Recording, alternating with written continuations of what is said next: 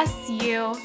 Welcome to the You're Not Getting Any Younger podcast, a podcast for people who want to disrupt their lives for a good reason, to make it count.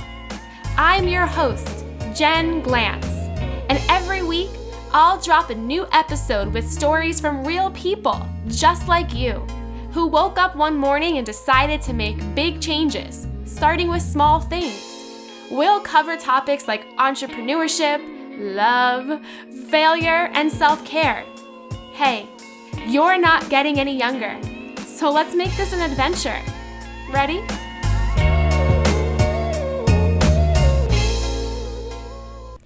Today's episode is brought to you by the newly made over updated jenglantz.com, where you will find a long list of classes and courses that you can take from your couch to level up your goals and your game plan. You'll find some 4-week programs like how to start a business, how to be a better public speaker, and build your own personal brand. And you'll find some one-off classes that you can watch from your couch that only last an hour or 2 hours. Things like how to start a podcast, get better at social media, and do your own PR. So check these classes out at jenglantz.com. They're waiting for you. Hey, any youngers, it's me, your host, Jen Glantz. Welcome back to another episode of the You're Not Getting Any Younger podcast. I'm coming at you from my apartment in Brooklyn, New York. I have been here in this apartment since early March, which I know doesn't sound that bad because it's only mid-June.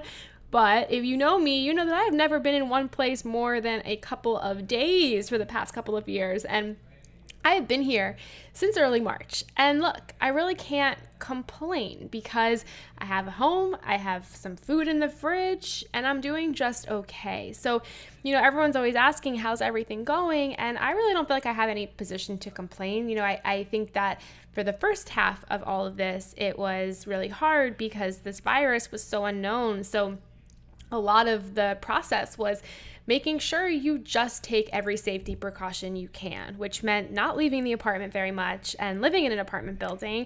It meant gloving up, masking up, all of that. We had many people in our building, especially we had our neighbor, the person who lives right next door, who had the coronavirus. And when you hear that, you hear, oh my God, does it spread through the walls? Am I going to get it in the elevator?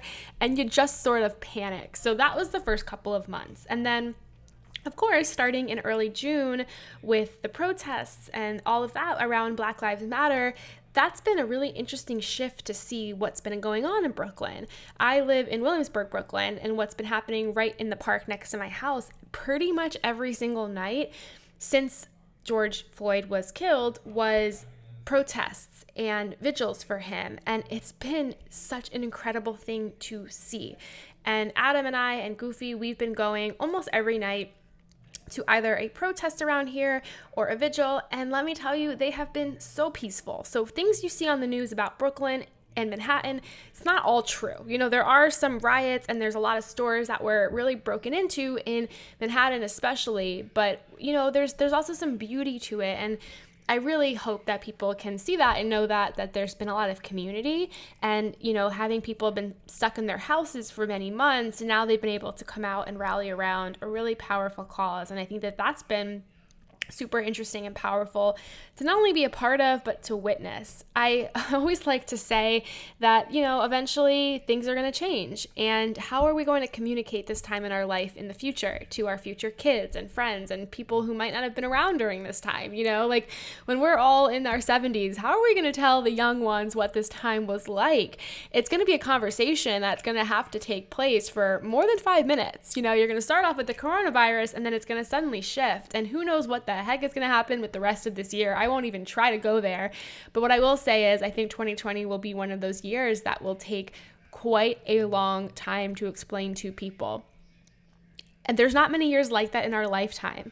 And I find that to be something really interesting to remember is this is a defining year. I posted this quote on my Instagram last week that I found to be really powerful. And the quote says, "There are years that ask questions and there are years that answer."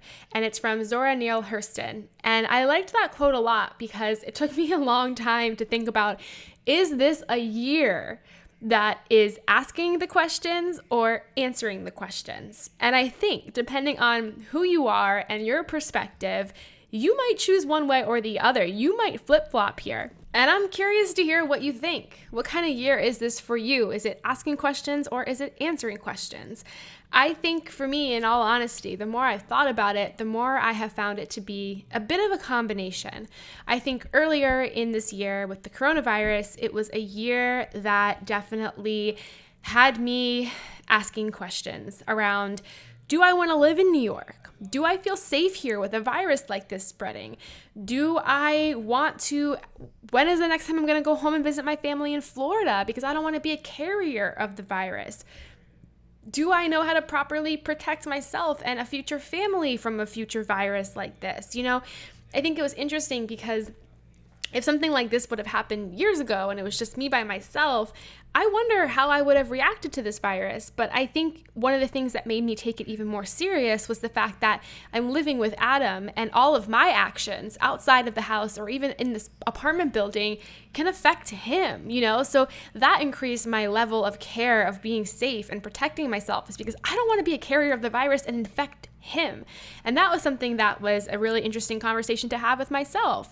And then I think in the recent weeks, with everything happening with Black Lives Matter, I think it's been a time to not only ask questions, but answer questions. And what I mean by that is a lot of what I have felt over the past couple of months and past couple of weeks with Black Lives Matter is the art of figuring out where I am broken, where I have been wrong, what I have been taught and what I have not taught myself. And that's been a game of question and answer and research and listening. And it's definitely been extremely powerful. But one of the things I want to talk about on this week's episode is something that I feel incredibly grateful for over the past couple of months. So I've mentioned it earlier, but in early March, right before the coronavirus, right before we knew how long this would last, we got a puppy named Goofy Glantz. And if you haven't seen her, come on my Instagram at Jen Glantz. She's on there. She's probably the only thing I like to post these days. She's become my ultimate best friend. But why I'm talking about Goofy Glantz today is because once we got her and she was able to go outside for walks, that became a huge part of the day. So if you've ever had a puppy before, you know that you're taking that puppy out between 8 and 10 times a day. 8 to 10 times a day, okay? So if you factor that into how many hours you're actually awake and also your work hours, it's a lot. And I feel like I have spent a lot of time outside. I have been very protective. I've worn my mask. I wore my gloves. I keep my distance from people. But when you have a dog like Goofy, who is incredibly social, you find yourself stopping and talking to people constantly. And look, we keep our distance, okay? We keep our 6 feet. I have a long leash for Goofy, so Goofy will go play with the dog and I will stand by a tree, but I'm still talking to people from a distance. And what I have found is such power in conversation with people in your neighborhood, people in your world. And what I mean by that is before I had Goofy, I really didn't have a chance to talk to strangers very often. You know, unless I was somewhere by myself for a while, like a park bench or sitting down, there might have been an opportunity to talk to a person here and there, but people don't really talk anymore. The second you get a dog, you talk to everyone. Even people who don't have dogs will come up to you, but you also talk a lot to other people with dogs, because while your dogs are playing, it's better than standing there in silence. Because of that, I have found myself in conversation with all different kinds of people. All different people of different races and religions and backgrounds and political views and everything. And that has been incredible, especially during a time right now, because one of the things we have to do is understand other people's perspectives. You don't have to agree with other people's perspectives, but you need to expand your mind and your world and your beliefs and your thoughts, and also just hear what other people have to say. Everyone's lived such a different, interesting life, and sometimes these conversations with people who are so different than you open your eyes. They make you care. And I found that when we have friends, most of us have friends who are very similar to us. Maybe they're similar to us in age or gender, but they're usually very similar to us. Or we have a small group of friends, and that's the only people we really have to go to and talk to and get their perspective on things. But what happens is you're very limited because you're only surrounding yourself by these similar kinds of people quite often. When you have conversation with people who are very different than you in so many ways, that's a really strong and powerful thing. Not only that, but because I'm taking Goofy out between 8 and 10 times a day, you often see the same people every day.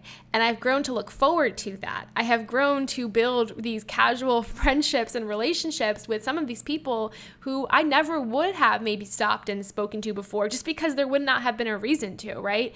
So that's been really cool, is to build these friendships. And another thing I'm really proud of that I want to mention is I am really proud that I have made some very solid friendships with some people out there in the neighborhood. We've been texting, we get together outside with social distance, but that's been really cool too, is to not only to meet some of these people who are strangers and then turn them into people who you casually are friends with, to turn them into people who you are finding yourself hanging out with for hours with. And that's been really, really cool.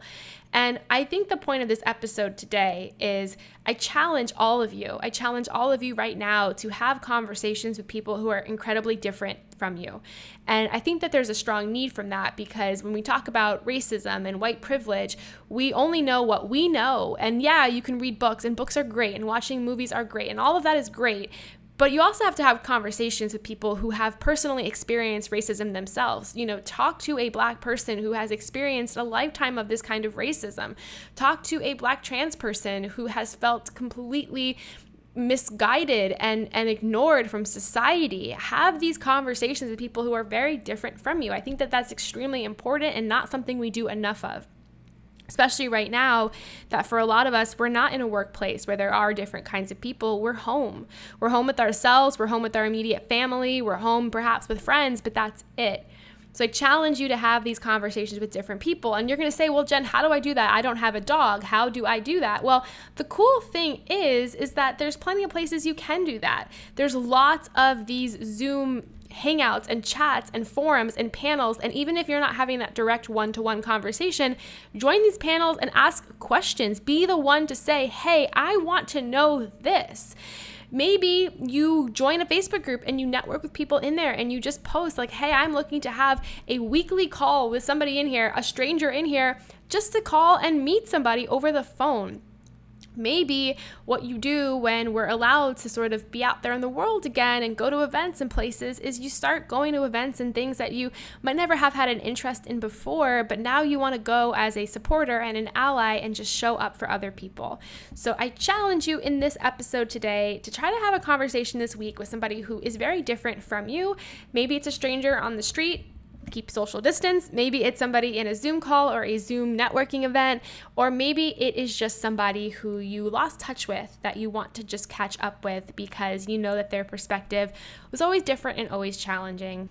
I would like to have conversation with you, so come hang out in the Secret You're Not Getting Any Younger Facebook group. Really, I want to hear from you. People want to hear from you.